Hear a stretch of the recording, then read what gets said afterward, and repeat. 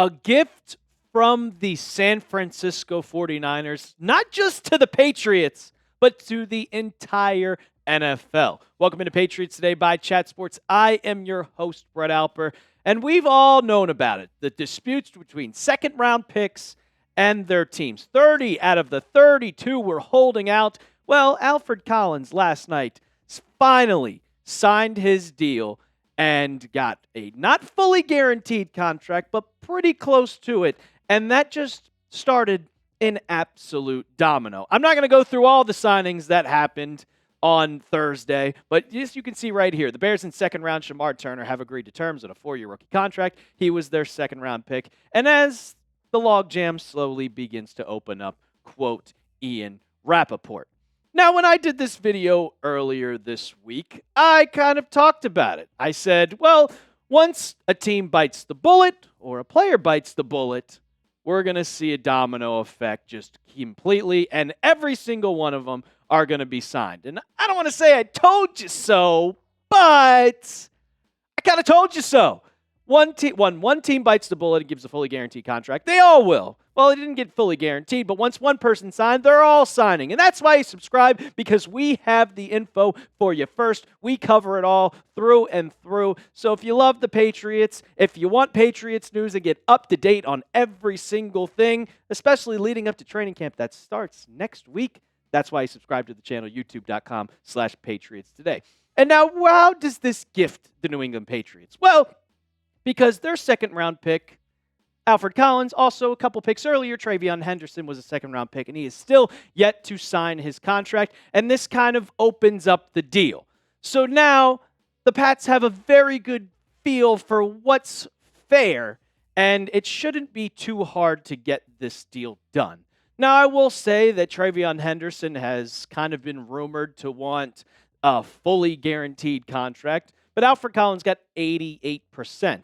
And I saw this tweet earlier from Justice Mosqueda. I hope that I'm saying his name right. And he talked about Alfred Collins' contract. 88% is $9.06 million. And last year's 43rd pick got $6.93 million and only signed for $8.87 total guaranteed over the lifetime of his 4-year contract. So it's not really a cave, and Collins' deal moves the market 30% in guarantees. And you see it in that tweet that Collins' pick was 43. Second round, pick 43. Well, we go 5 picks earlier, and we go to second round pick 38. That's the Patriots and TreVeyon Henderson. So that kind of just questions what percentage of money is TreVeyon Henderson going to get? I know he wants fully guaranteed, but with everybody signing, nobody has gotten a fully guaranteed contract yet. R.J. Harvey, another running back who's down the line later second-round pick, only got 47%. So I'm sure TreVeyon Henderson's looking at that and being like, damn, only 47%? What a running back's getting? I don't really know if I'm going to get fully guaranteed. But since 5 picks earlier than a guy who got 88%, I would kind of expect Henderson to get around 90, 95% of his contract. Maybe not fully guaranteed, but very, very, very close to it. And you only have a few more days to do it until Henderson either shows up to practice unsigned or he's holding out. Tre Harris, he is one of those players to end his holdout. He signed the contract. You also have Shemar Turner signing the contract. Mike Green, Ozzy Trapilo, they're all signing contracts. So with everybody trickling down one by one by one, I'm very confident that Elliott Wolf and the Patriots can get this deal done with TreVeyon Henderson by Saturday. Now, I'll ask you guys, do you think it's going to happen? Do you think that he is going to hold out? Do you think TreVeyon Henderson's still going to hold out? Is he going to sign the contract? Go down in the comments right now. You'll probably get an ad break. Type S for sign or type H for hold out. It's a possibility. I mean, he's yet to sign the contract just yet. He might just trying to squeeze out, convince the Patriots to give me that fully guaranteed money.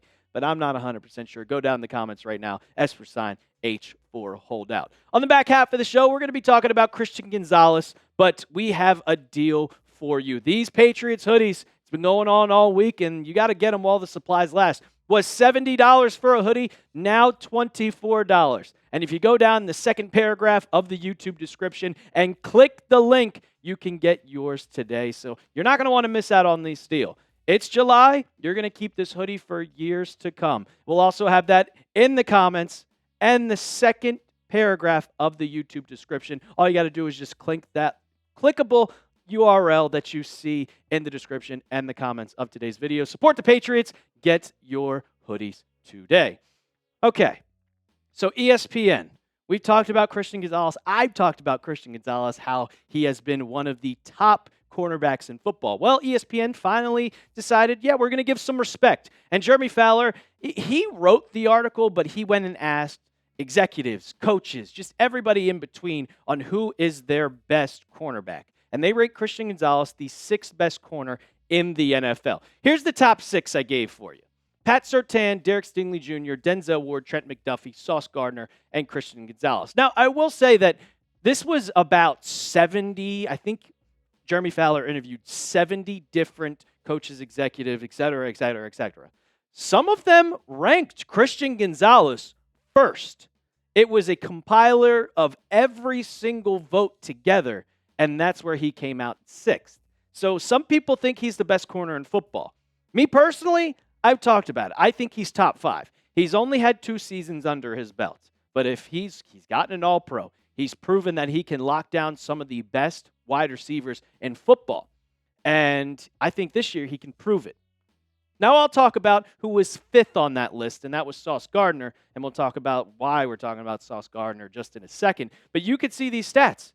Every single one of them, Christian Gonzalez is better than Sauce Gardner, and Sauce was ranked higher than Gonzo. Like, I don't know what people are seeing. Maybe it's because the Jets in New York, but Gonzo has proven. And I'll say this. You saw those stats with Sauce Gardner, and you see those with Christian Gonzalez. And it makes it a little interesting because on July 15th, the Jets and Sauce Gardner agreed to terms to the highest paid cornerback in NFL history at $30 million, $120 million extension, making the highest paid. Well, what does that have to do anything with the Patriots? Well, next year, Christian Gonzalez is eligible for an extension.